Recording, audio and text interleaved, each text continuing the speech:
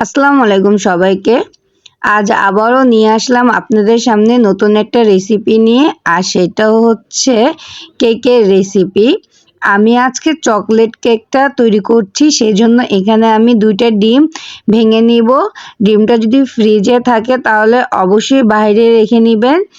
তারপর ডিম 2টা ভেঙে এখানে আমি পরিমাণ মতন একটু চিনি দিয়ে দিব। চিনিটা আমি একটু কমই দিচ্ছি। তারপর এরকম একটা মিক্সার নিয়ে এটাকে ভালোভাবে মিক্স করে নিতে হবে। অনেকেই বলে এভাবে মিক্স করলে নাকি এটা সুন্দর হয়ে যায়, আসলে একদমই ঠিক না। আমি অনেকবার কেক বানিয়েছি, কখনই হয়নি।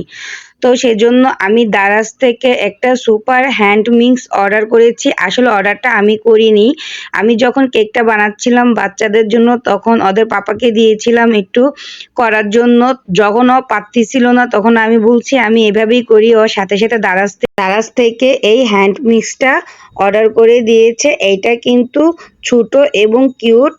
আপনারা চাইলে এখনই দারাজ থেকে অর্ডার করতে পারেন। আসলে আমি আপনাদেরকে প্রাইসটা বলতে পারছি না, কারণ ও আমাকে কিছু কিনে দিলে প্রাইসটা গোপন রাখে, কখনই বলতে চায় না। যাই হোক, আমি আবার চলে আসলাম আমার কেকের রেসিপিতে।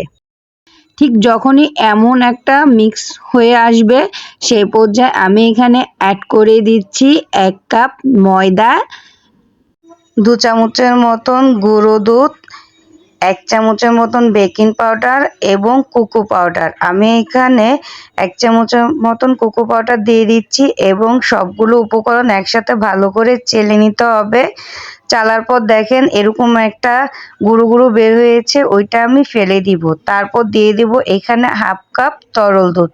দুধটা আমি আগে থেকেই জাল দিয়ে নিয়েছি। একটা কথা, কেক বানানোর ক্ষেত্রে কিন্তু তেলের পরিমাণটা একটু বেশি দিতে হবে।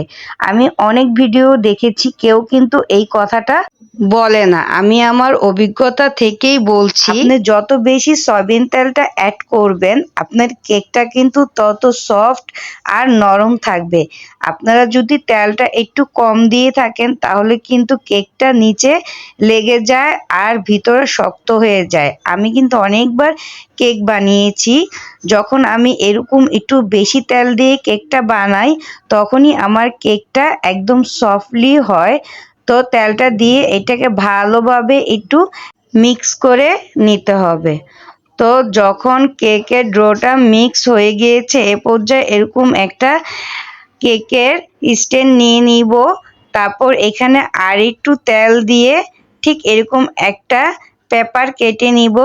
কেটে নেওয়ার পর এরকম মাঝ বরাবর বসিয়ে তারপর যে কেকের মিশ্রণটা আমি রেখেছিলাম এটা ঢেলে দিব। পুরোটা মিশ্রণ যখন ঢেলে দিব তখন এরকম একটা বড় টুথপিন নিয়ে একটু এভাবে করে নাড়িয়ে দিতে হবে, যাতে কেকে যখন ঢালার সময় হালকা একটা বাতাস যদি থেকে থাকে সেই বাতাসটা বের হয়ে যাবেও। চাইলে আপনারা এভাবে একটু বাড়িয়েও দিয়ে দিতে পারেন। তারপর এটাকে এখন আমি চুলায় বসাবো, সেজন্য আমি এরকম একটা কড়াইয়া নিয়েছি এবং একটা স্ট্যান্ড দিয়ে দিয়েছি। এবার যখন এটা গরম হয়ে আসবে ঠিক সে পর্যায়ে আমি কেকটাকে এরকম বসিয়ে দিব এবং কেকের উপরে ঢাকনাটাও দিয়ে দিব। চাইলে আপনারা ঢাকনাটা উঠিয়ে নিতে পারেন।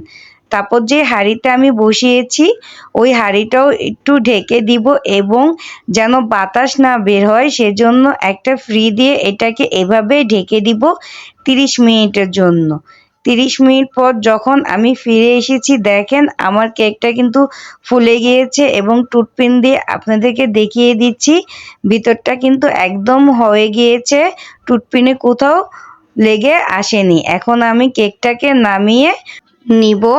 তারপর দেখেন আমি একটা প্লেটে ঢেলে নিয়েছি এবং পিছে যে কাগজটা দিয়েছিলাম কি সুন্দর এটা টান দেওয়ার সাথে সাথে উঠে আসছে। কেকটা কিন্তু একটু পুড়ে যায়নি কিংবা নিচে লেগে যায়নি। দেখছেন কাগজটা একটু কিন্তু পুড়ে যায়নি। কেকটা কিন্তু অনেক সুন্দর ও সফটলি হয়েছে। সামনের সাইডটাও আপনাদেরকে দেখিয়ে দিচ্ছি, দেখেন একদম চকলেটের মতন হয়েছে। আপনারা চাইলে এখন এখানে একটু দোকান থেকে চকলেট এনে ওইটা গরম ভাপে গুলিয়ে তারপর উপরে পরিবেশন করতে পারেন। তো আমি এটা এভাবেই আজকে বাচ্চাদেরকে দিব। তো আপনাদেরকে কেটেও দেখিয়ে দিচ্ছি ভিতরটা কতটা নরম ও তুলতুলে হয়েছে। আর হ্যাঁ, অবশ্যই যদি আমার ভিডিওটা ভালো লাগে লাইক কমেন্ট শেয়ার দিয়ে আমার পাশে থাকবেন এবং সাবস্ক্রাইব করতে কিন্তু একদমই ভুলবেন না। দেখেন কেকটা কতটা সফটলি ও নরম হয়েছে। তো এই ছিল আমার আজকের রেসিপি। আশা করছি আপনাদের ভালো লাগবে। ভালো লাগলে অবশ্যই একটা লাইক দিয়ে যাবেন। সবাই ভালো থাকবেন। আল্লাহ হাফেজ।